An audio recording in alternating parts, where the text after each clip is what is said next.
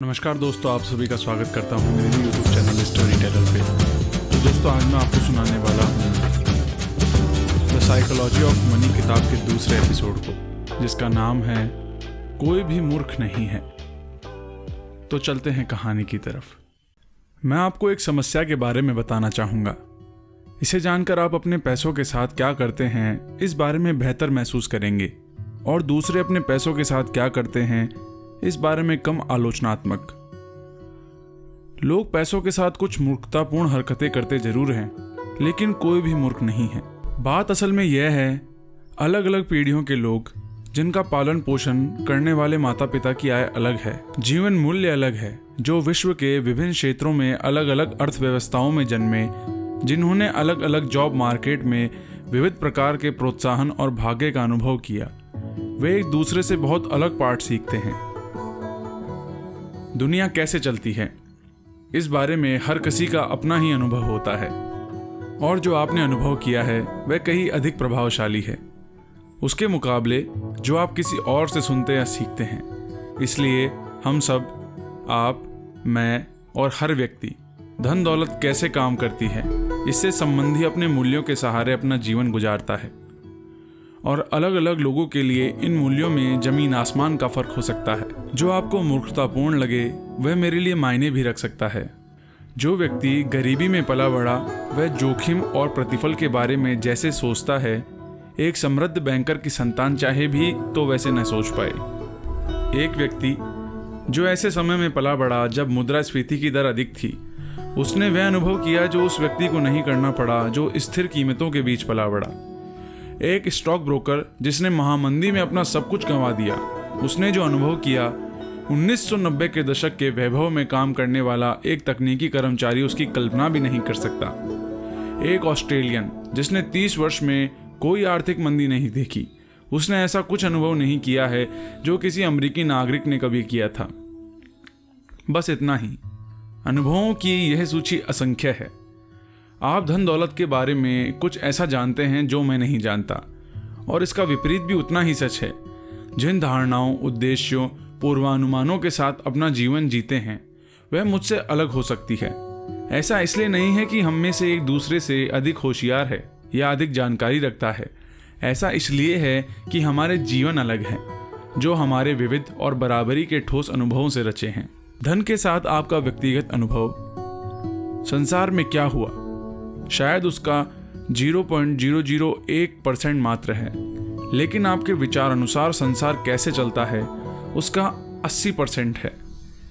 इसलिए समान रूप से होशियार लोग इस बात पर बहस कर सकते हैं कि मंदी कैसे और क्यों होती है, आपको निवेश कैसे करना चाहिए, आपको किसे प्राथमिकता देनी चाहिए, आपको कितना जोखिम उठाना चाहिए आदि।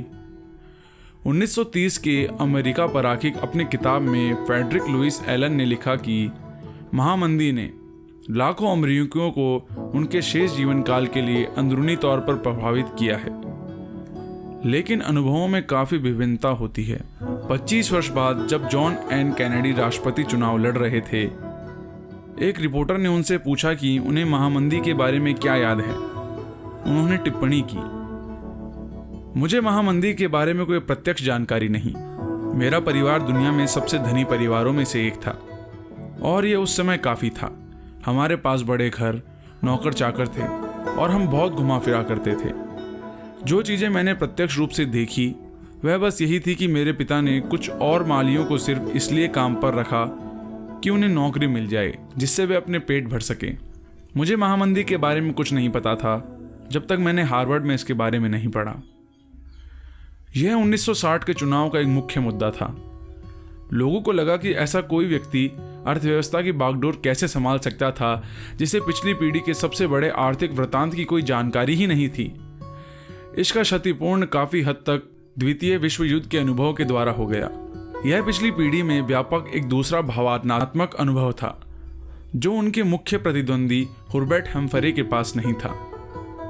हमारे सामने चुनौती यह है कि अध्ययन या ग्रहणशीलता का कोई भी मात्रा भय और अनिश्चितता की शक्ति को उत्पन्न नहीं कर सकते। मैं इस बारे में पढ़ सकता हूं कि महामंदी में अपना सब कुछ गंवा देना कैसा रहा होगा, लेकिन मेरे मन में उन लोगों की तरह भावनात्मक घाव नहीं हैं जिन्होंने वास्तव में यह अनुभव किया। और कोई ऐसा व्यक्ति जिसने यह सब अनुभव किया या नहीं समझ सकता कि मेरे जैसा व्यक्ति स्टॉक खरीद कर रखने जैसे विषयों में असावधान कैसे हो सकता है। हम दुनिया को बिल्कुल अलग नजरिए से देखते हैं। स्प्रेडशीट बड़ी स्टॉक मार्केट गिरावटों की ऐतिहासिक आवृत्ति का मॉडल पेश कर सकती है, लेकिन स्प्रेडशीट उस भावना का मॉडल पेश नहीं कर सकती जो आप घर पहुंचकर अपने बच्चों की ओर देखकर सोचते हुए अनुभव करेंगे कि आपने ऐसी गलती की है जिसमें उनका जीवन प्रभावित हो सकता है। इतिहास पढ़ने से आपको यह जरूर लगता है कि आप कुछ जानते हैं, लेकिन जब तक आपने उसे जिया ना हो और उसके नतीजों का व्यक्तिगत तौर पर महसूस न किया हो, आप उसे उतना ही नहीं समझ पाएंगे जिससे आपका व्यवहार में बदलाव आ सके। हम सबको लगता है कि हम जानते हैं कि दुनिया कैसे चलती है, लेकिन हम सब ने इसके एक दिन के मात्र का ही अनुभव किया है। जैसा कि निवेशक बैटनिक कहते हैं, कुछ सबक ऐसे होते हैं जिन्हें समझने से पहले हमें उनका अनुभव करना आवश्यक है, और हम सब किसी ना किसी तरह इस सच के शिकार हैं। कुत्तों को 10,000 वर्ष पहले पालतू बनाया गया था, लेकिन वे अपने प्रचंड पूर्वजों का कुछ बर्ताव अब तक बनाए रखते हैं, और हम जिन्हें आधुनिक वित्त सिस्टम में मात्र 20 से 25 वर्ष का अनुभव है और फिर भी बखूबी अनुकूलित होने की आशा करते हैं। एक ऐसे विषय के लिए जो भावना बनाम तथ्य से इतना प्रभावित है, यह एक समस्या है, और इससे यह समझने में भी मदद मिलती है कि हम हमेशा धन दौलत के साथ वैसा क्यों नहीं करते जैसा हमें करना चाहिए। हम सब पैसे के साथ कुछ मूर्खतापूर्ण कारनामे करते हैं, क्योंकि हम सब इस खेल में काफी नए हैं, और जो आपको मूर्खतापूर्ण लगे वह मेरे लिए मायने रख सकता है, लेकिन मूर्ख कोई भी नहीं है।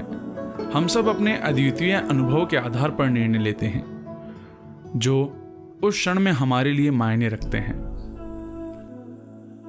आइए, मैं आपको अपने अगले एपिसोड में बिल गेट्स के अमीर बनने की कहानी सुनाऊंगा। तो बिल गेट्स की कहानी सुनने के लिए चैनल को सब्सक्राइब करना ना भूलें।